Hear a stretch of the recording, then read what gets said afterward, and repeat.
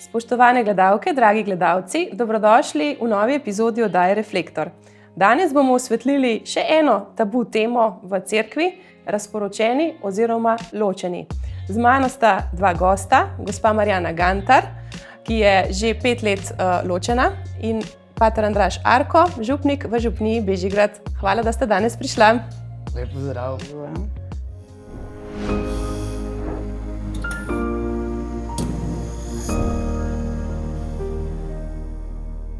Najprej samo ena drobna razlaga.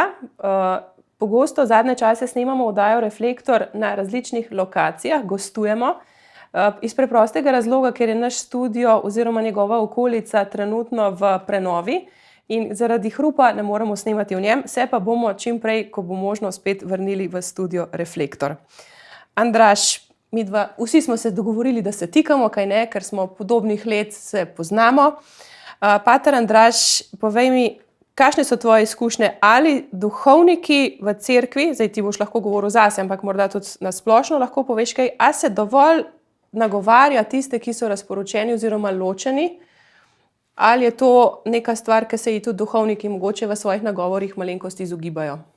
Ja, moram priznati, da sem moral tudi jaz sam čez nek tak proces iti, da sem sicer ves čas, že odkar sem duhovnik, zavedel, da v cerkvi so tudi med samo mašo navzoči, torej tudi razporočeni, in da je pomembno tudi tukaj nasloviti in dati predvsem vedeti, da tudi vi ste del občestva.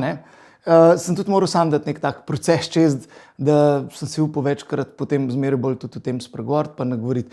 Mogoče me je najbolj ven vrglo, kadar imamo nedeljo svete družine in potem imamo seveda duhovniki potrebo o idealni družini, čeprav tudi Jezusova ni bila idealna, ker njegov oče ni bil njegov oče, in tako naprej.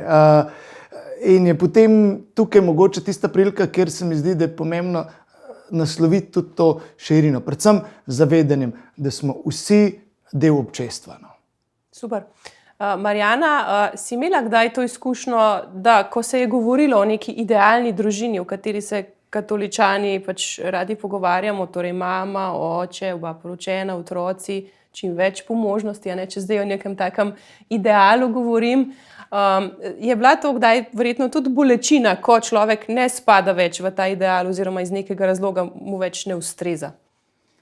Ja, moji starši so poročeni že več kot 60 let, tako da en zgled sem imela, in tudi seveda vzgajali so me tako, da pač je družina sveta in to, kar Bog združi, naj človek ne razre, samo tudi sestra, poročena, ni ločena, brat, tudi pač v družini tudi nismo toliko govorili o tem, če se je pa že govorili, se je pa res slabšalno govorili. Tist se je ločil, groza, to je bilo nekaj groznega. Tako da jaz, ko sem seveda potem se ločila, moram reči, da prvo, na kar sem pomislila, je bilo, kaj bojo starši rekli. Kako bojo oni zdaj reagirali na to, ampak jaz mislim, da se je moja mama, odkar ima mene, naučila marsikaj novega in tudi marsikaj potrpeti. In odkar sem pač bila v puberteti, se mi zdi, da je ona zelo močna ženska ratala. Tako da je tudi to kar lepo, ne da je sprejela, samo lepo smo šli čez to. In je bila velika, velika opora tudi.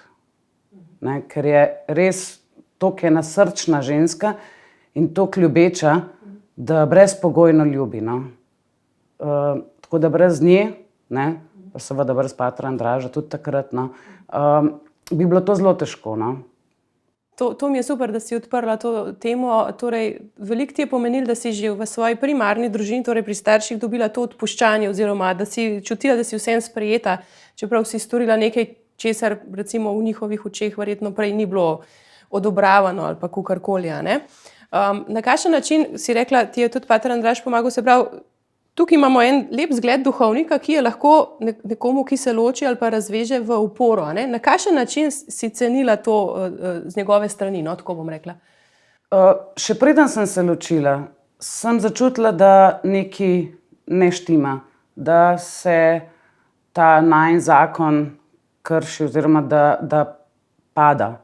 In sem šla takrat do patra Andraža in sem pač prosila, naj mi pomaga, da pač jaz res ne bi rada, da se konča ta zakon in kaj lahko naredim oziroma naj mi svetuje. Ne? In takrat sva imela pač dolge pogovore o tem, ne? Ampak žal je bilo že prepozno. No? Je že prišla tretja oseba v to zgodbo, tako da se pač enostavno ni dal več nič narediti. Ne? Ko pa seveda sem se ločila, ne, sem pa seveda spet pomoč poiskala pri patru Andražu, ker sem morala tudi dati ven iz sebe. Enostavno sem rekla, tole mora iti ven, ne bom zadrževala in takrat mi je ogromen pomagal. Jaz verjamem, da sem bila že naporna, da ena in isto, skozi mi je govoril, imej se rada. Kaj mi hočeš povedati? Kaj to pomeni, imej se rada? 1 leto sem rabila. 1 leto sem potrebovala, da sem dojela, kaj to pomeni. To je res težko razumeti, no? Ampak tudi ta svetovanje ni tisti direkt, vodite, ne? V bistvu je to nek duhovni vodja tvoj, no? Tako. Točno to sem hotela uporabiti. Ja, besedo zvida duhovni spremljevalec, a ne? Kje ti vidiš tukaj vlogo duhovnega spremljevalca v takih težkih situacijah? Ja, prav v tem pač poslušati, biti zraven, dati besedo spodbude, pomagati človeku, opolnomočiti. Ne vem, tisti trenutek ti duh da besede, se ni zdaj, da bi iz nekega nujno strokovnega znanja in tako naprej, ampak to, kolikor daš srce na razpolago, to lahko slišiš in to lahko nazaj poveš. Jaz mislim, da imate tukaj duhovniki zelo pomembno vlogo, ne? Ker ste kot nek oče, ki je čakal izgubljenega sina in ga spet pričakal in ga potem ubil. Ne? Se pravi, imajo lahko ljudje velik občutek sprejetosti v cerkvi tudi v taki situaciji ali pa v podobnih težkih situacijah, če čutijo strani duhovnikov, da niso obsojeni in da so sprejeti. Ja, sej, če vzamemo, je nekje temeljna vloga duhovnika v bistvu očetovstvo, kljub celibatu. Je ravno v tem smislu očetovstva. Mogoče smo v zahodni cerkvi to malo pozabili, ampak vzhodna cerkev ima to dosti bolj razvito, ne? Se pravi pravoslavni, prav ta teologija tega tudi očetov, ki spremlja. Ne? Ampak se mi zdi, da tudi pri nas prihaja tudi to nazaj. No? Marjana, zdaj pa, če se preselva, torej za družino si povedala, recimo, kaj pa bi rekla župnijsko občestvo, ljudje, ki jih srečuješ pri maši, ki si recimo znanci, veroučni znanci, a ne tvojih otrok in tako naprej. A je bil tukaj kdaj, si ti čutila kakšen z njihove strani obsojanje ali pa zadržek, oziroma a si mogoče ti imela nekaj časa občutek, da ti je težko zaradi tega, ker si se ločila in da kar naenkrat ne spadaš več v. Namreč prebrala sem pričevanje enega gospoda, ki je tudi razvezan, in je rekel, da ve, da ljudje včasih se zelo zaprejo, ne, ko se jim nekaj takega zgodi, iz nekega občutka jim postane nerodno ali je zadeva toliko zakomplicirana, da je težko razložiti in tako naprej. In potem nastane kot neke vrste zid med prej ljudmi, ki so se lepo razumeli, potem pa ta ločitev nekako tudi znance, občestvo razdeli. Ne. Si imela kdaj ta občutek?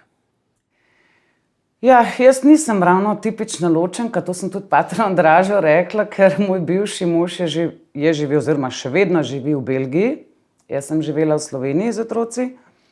Tako da tudi k maši nismo hodili nikoli kot družina, razen kadar je bil mogoče v Sloveniji.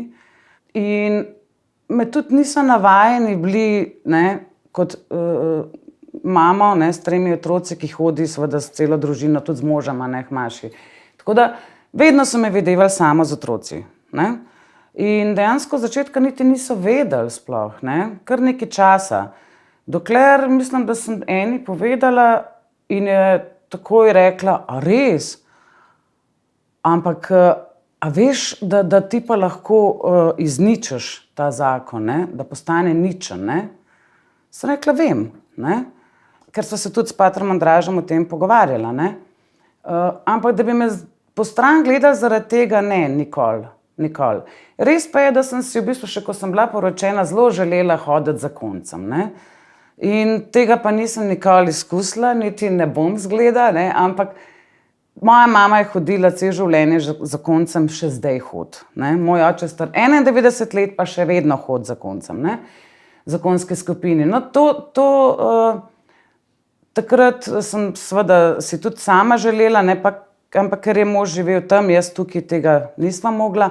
Potem sva se ločila, sem rekla, evo, spet ne bom hodila, ne, zakonski skupini. No, ampak da grem nazaj na tisto, no, da ne, nikoli me ni noben po stran gledal. Res pa je, da nisem več mogla določenih stvari opravljati v župniji, ne. Takrat smo se pogovarjali, ne, da pač kako je že bilo neki berilo, da ne smem brati, ampak to je bilo v bistvu, to sem si jaz tako razlagala takrat, da ne smem več berilo brati, kar naenkrat sem imela v glavi, ne smem berilo brati, ne smem iti ob hajilu, ne smem biti botra, ne smem to, ne. Me je potem pater Andraž seveda pomiril, ne, in je rekel, da to pa ni glih tako, ne. Ampak enostavno sem začutila, da nič več ne smem, da sem zdaj neka izobčenka, ne. Tako sem se takrat počutila, ne. Ampak ne, ni bilo potem tako, no. Je bilo drugače oziroma veliko boljše, no. Pater Andraž, a imajo ljudje, ki so razporočeni, ločeni v cerkvi, imajo možnost se vključevanja v kakšne skupine? Kaj je pri nas v Sloveniji glede tega na voljo? Je nekaj skupin, kar to ponujajo, tako recimo pater Kristjan je začel s skupino za razporočene, jezuiti imajo kar nekaj stvari, tako da mislim, da ni čist, da ne bilo nič, no. Kaj pa na ravni posamične župnije se lahko vsaka župnija posebej odloči, kako bi se te ljudje lahko vključili? Recimo, a je Marjana vabljena v zakonsko skupino? Ne, kot sama verjetno ne more hoditi, ne? Ja, se tudi samski pa vdoveli ne morejo zakonsko, no, tako, ne, če smo pri tem. Dajmo to razčistiti, ne? Ja. Torej, določene stvari pač ne? Ja, ampak tako, kot veljajo tudi torej za samske ali pa za vdovele, če Ker rečemo. preprosto nimajo smisla verjetno, ne? Ja, ker zakonska skupina je namenjena za zakonce, ne? Ja. Tako, kot, mislim, v ostalih zadev pa se lahko tako vključuje, kot vsi ostali, ne vem. In branje berila in te stvari, sodelovanje pri sveti maši, pač... Ja, zdaj dajmo to tukaj razčistiti to, ne? Zdaj, če je nekdo se ločil in pač v tisti situaciji tudi ostaje potem, se pravi, sam, ločen, je stvar drugačna, kot če sem jaz zdaj dobil novega partnerco in potem se stvari pač jasno, da tukaj zakomplicirajo, ne. Razen pač, če se potem sproži postopek ugotavljanja ničnosti zakonske zveze in potem se torej z novim partnerjem pač odločita potem za poroko in stvari spet drugače steče. Ampak tukaj se bolj malo zakomplicira, no, če je to. Če pa nekdo samski ostane, pa je stvar tako.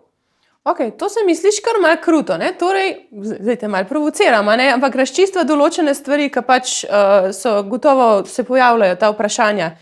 Torej, nekdo, ki je v cerkvi razvezan oziroma razporočen, enostavno ne sme poiskati novega partnerja in iti v novo zvezo. Torej, cerkev uči, da je to greh. A kaj pa stališče, recimo, da ima, ne vem, nekdo majhne otroke in bi jim koristili, da bi imeli še neko očetovsko, materinsko figuro zraven in tako naprej? Ni tukaj nobenih, nič se čez prste ne pogleda. Mislim, zdaj, dajmo si tako reči, da te stvari se ne moreš ti zdaj odločiti ali pa se ne odločiti, če se ti zaljubil ali se ni zaljubil, na te stvari se ne da vplivati, ne. In zdaj, ne glede na to, kako stvari so postavljene, ti srca ne moreš kontrolirati, zdaj se pa jaz ne bom pač spravil. Lahko, kakšno se pač stoično tudi odloči, pa reče dzak in ne bom nič, ne, nikomer noče nič imeti. Enako imaš tudi, ko nekdo vdovi, pa ima lahko tudi majhne otroke, pa se odloči, da se ne bo poročil ponovno. Zaradi tega, ker pač, ne vem, je lahko sam imel slabo izkušnjo ali pa pozna slabe izkušnje in se odločil, da bo sam poskrbel za svoje otroke, na primer. Tako da na te stvari gledati tako samo enoznačno je zelo nevarno. Jaz mislim, da moramo skozi celo prizmo pogledati. In tukaj noč, če se ti pač zgodi, na to ne moreš vplivati, zdaj se ti zaljubil ali ker ne vem, si nekoga spet srečal, je tukaj bolj vprašanje, kako se tukaj lahko zdaj pomaga in pride nasprot.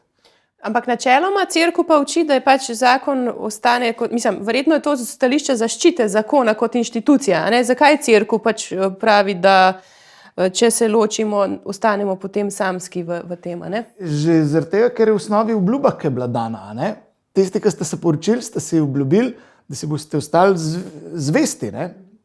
In ta zaobljuba je pač zakrmentalna in tudi na koncu v kontekstu cerkvenega prava pač dve volji, ki skleneta, da bosta skupaj vztrajali, ne. In zdaj, če pač pride zaradi takšnih ali drugačnih okoliščin do tega, da gresta dva narazena, ne, so stvari pač potem v drugi luči treba gledati, kako se tukaj lahko da pomagati. Jasno, da je pa v osnovi za zaščito zakoncev.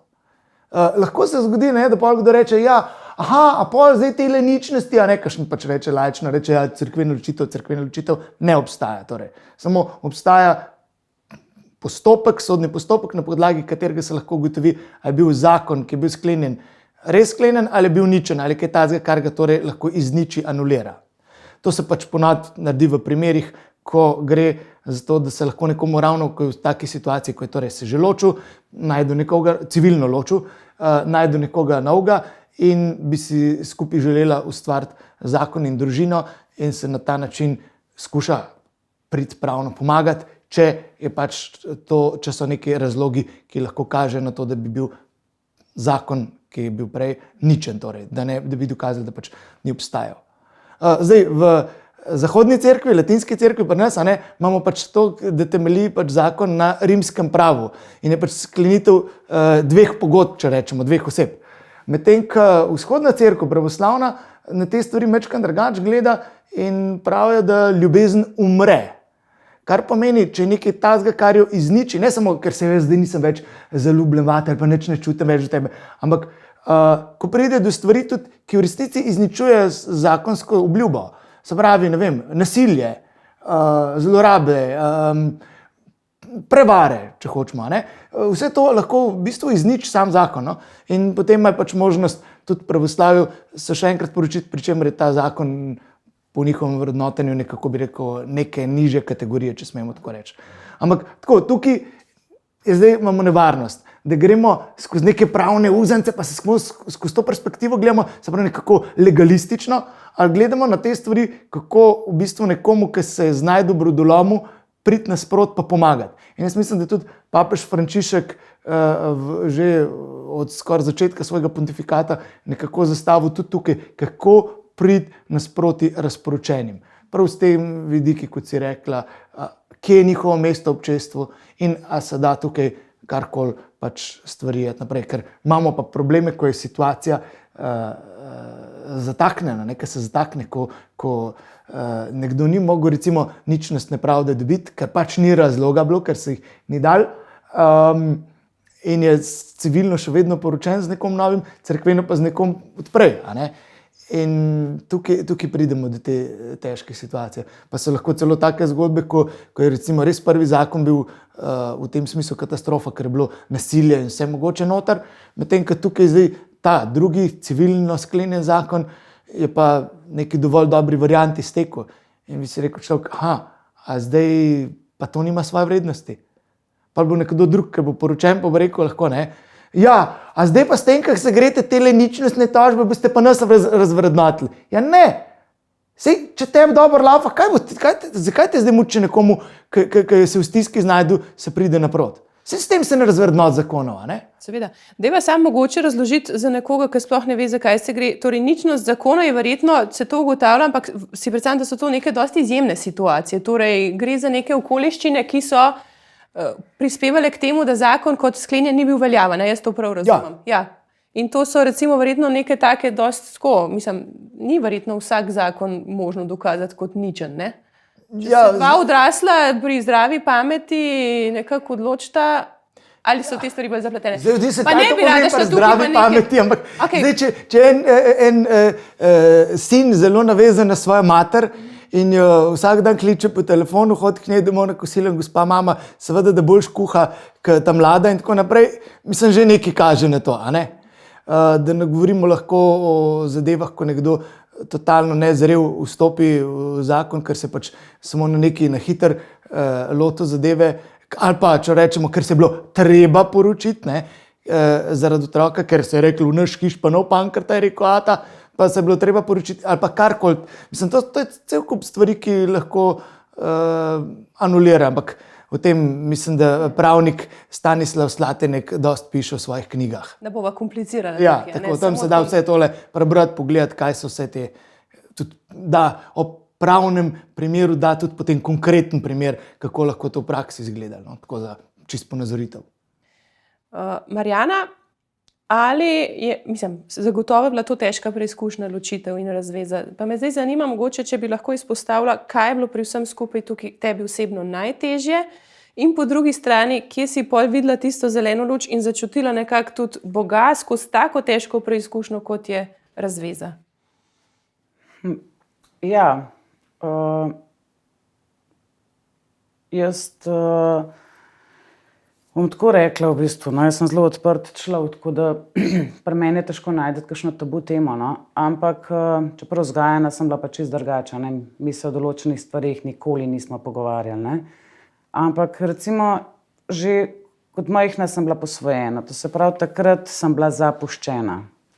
In mislim, da ravno zaradi tega te stvari, ne, ko se ločiš od partnerja, mogoče majčkeno drugače doživljam, kakor bi mogoče nekdo drug, no.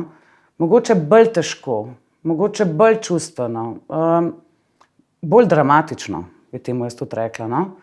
Takrat, no, ko sva šla s partnerjem narazen, no, z možem bivšim, sem si samo rekla, 3 otroke imaš, ne pustiti, da zboliš na živcih, ne se zapustiti, bodi trdna, bodi močna. Ne? Kar se tiče Boga, moram reči, da sem pa po ločitvi zelo duhovno zrasla. Zelo. Se pravi, imela sem veliko pogovorov s patrom Andražem, predlagal mi je, da ne grem tudi na terapijo in sem res upoštevala ta nasvet, hvala Bogu, res in sem šla, sem hodila, to mi je tudi zelo, zelo pomagalo takrat, ampak nisem se počutila dovolj dobra, vredna, ne.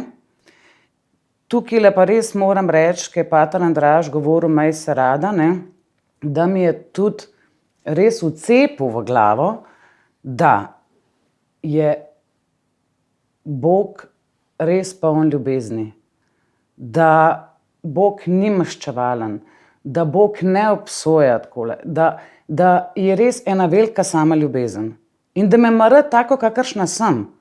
Ker seveda, ko se ti ločiš, ne, najprej, ne, začneš tudi razmišljati o tem, kaj si ti naredil narobe, da je do tega prišlo. Kakšno krivdo ti nosiš, ne.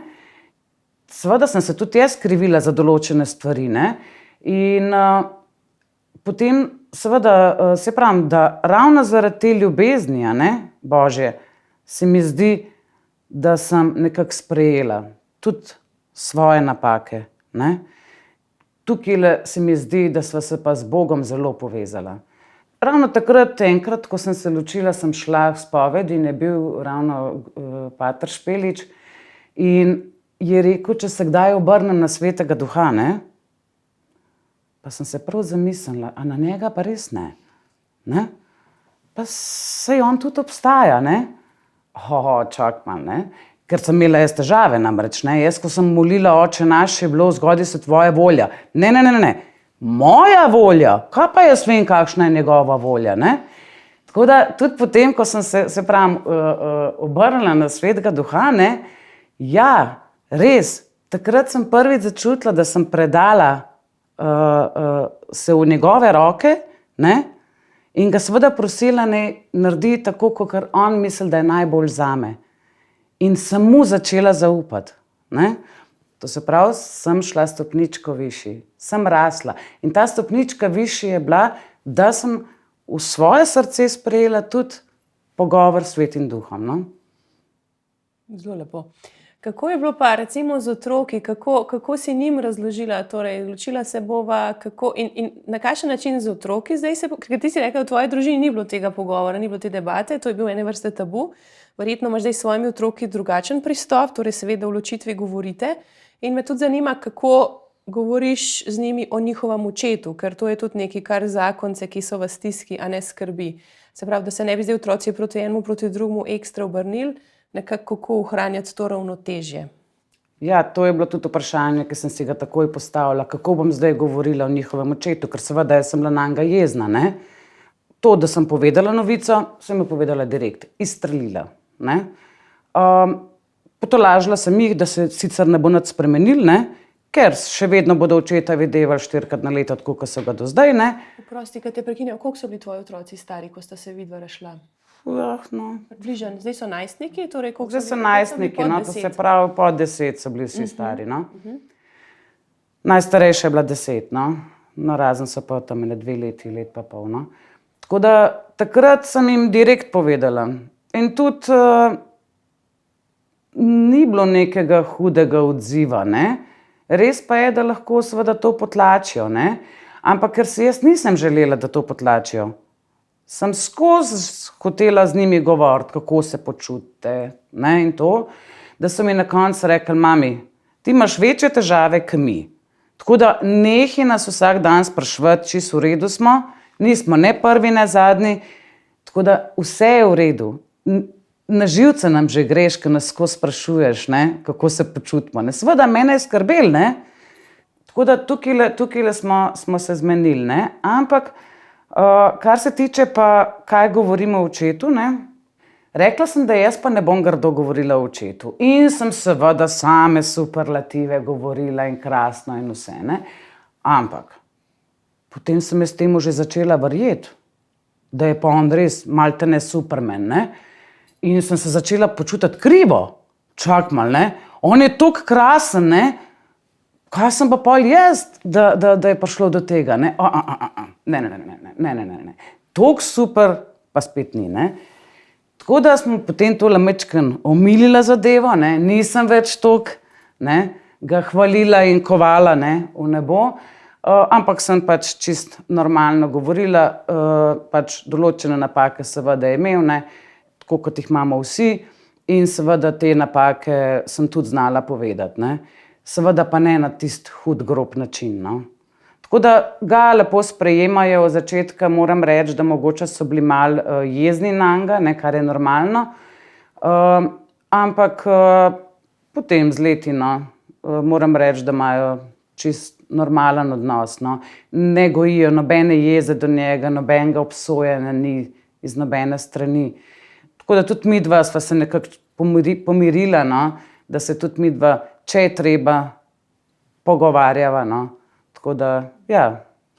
Sem si pa v začetku to zelo drugače predstavljala, ne, da bo to vse tako idilično pa to, ne, da to bomo še zmeraj lahko šli in skupaj na kosilo in na kavo in da pač se zgodi, ne. Ampak no, ni tako. Pater Andraž, kako pa se tudi pri verouku se nagovarja tudi otroke ločenih staršev dovolj oziroma imajo lahko občutek, da so sprejeti, se tudi te situacije obravnava v pogovoru v raznih veroučnih skupinah in tako naprej? Jaz zdaj s tem mlajšimi ne. Recimo tam pač prvobhajence imam, tam ponovadi ne. Tam, če je kaj, je kvečem individualno, če je kaj tako, ne.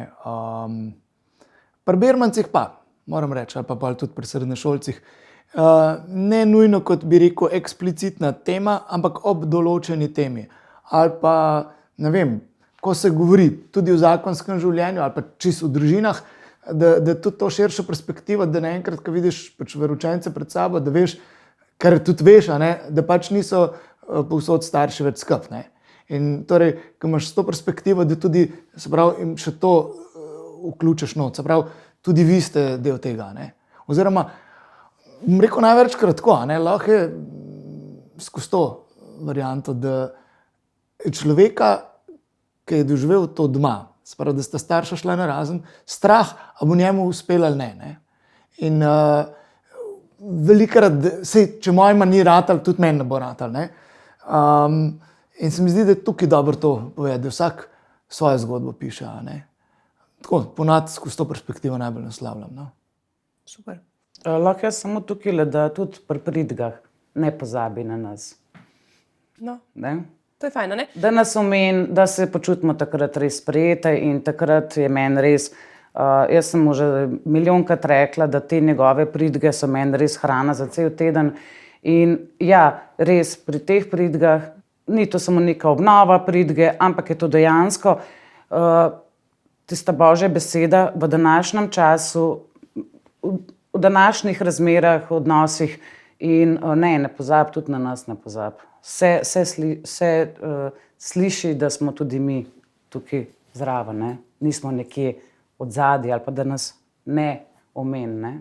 Ker vendarle je v cerkvi pač, ne, poleg družin je tudi veliko, so tudi vdoveli, so neprostovoljno samski, so razvezani in tako naprej. In se mi zdi prav, da se tudi njih, ne, upošteva, naslavlja, sprejme in da se o tem govori. No. Zato smo pravzaprav želeli tudi narediti to oddajo. Zaradi tega, ker tukaj not, kot si malo na začetku že skoraj s sarkazmom rekla, ali vsaj malo po tonu tega mita idealnih družin, pa velikih družin, pa tako naprej. Tudi na koncu, če vzamemo, imamo tudi poročene pare, ki so brez otrok, ki so neplodni pari in tako naprej. Vsi smo del občestva in tukaj zdaj samo terati en vidik, da je zdaj pa velika družina in vse tako naprej. Ja, v redu, jaz nisem nič, da se nomo narobe razumem, samo tako, dostikrat tudi skozi katoliške medije se lansira ta podoba samo neke idealne družine. Pa imamo fotografijo, kako družina v kotu za mizo, bohko kotek zadaj in se imamo tako lepo in super, duper. Noben pa ni vedel, kako so se prej zgarbali, preden so se na tisto fotografijo sedli. Hočem reči samo to, da nam manjka včasih enega stika s to res realnostjo, v kateri živimo in da dostikrat kristjani v celoti, ne samo kar zadeva zakonsko pa družinsko življenje, ampak v celoti zapademo neki ideologiji popolnosti. Ne? Da mi moramo biti popolni, brezhibni, brezgrešni, moralno popolni. Ni res, ne? Ni res. Če bi Bog pričakoval, da smo popolni, pa nam ne bi niti zakrmenta spovedi dal in tako naprej. Ne? In tako, da ne bi zapadali tej ideologiji, to se mi zdi zelo nevarno. Hkrati pa, da bi, ko bo kdo rekel, ja, pa se pravi, bodite popolni, kako je popoln vaš nebeški oče. Ne? Ja, ampak v čem? V ljubezni. V tem ne se približujemo očetovi popolnosti. Se pravi, da bomo ljubili z ljubezni, s kakršno nas oče ljubi. Super. Jaz nimam več kaj dodati, ker si zdaj čudovito zaključil. Se vama zahvaljujem za to, da sta prišla, da sta lepo odkrito spregovorila o tej situaciji. Prepričana sem, da se bo marsikdo tudi v njej našel in da mu bo všeč, da smo o tem spregovorili. Hvala za vajin doprinos. Želim vse dobro tebi, Marjana, in tebi, pater Andraž, in upam, da se še kdaj vidimo. Lepa za povabilo. Hvala vam za vaš ogled. Ne pozabite nas všečkati, se naročiti na naš kanal, zato da boste na tekočem z novimi objavami. Želimo vam lepe pomladne dni in se vidimo naslednjič. Hvala za ogled.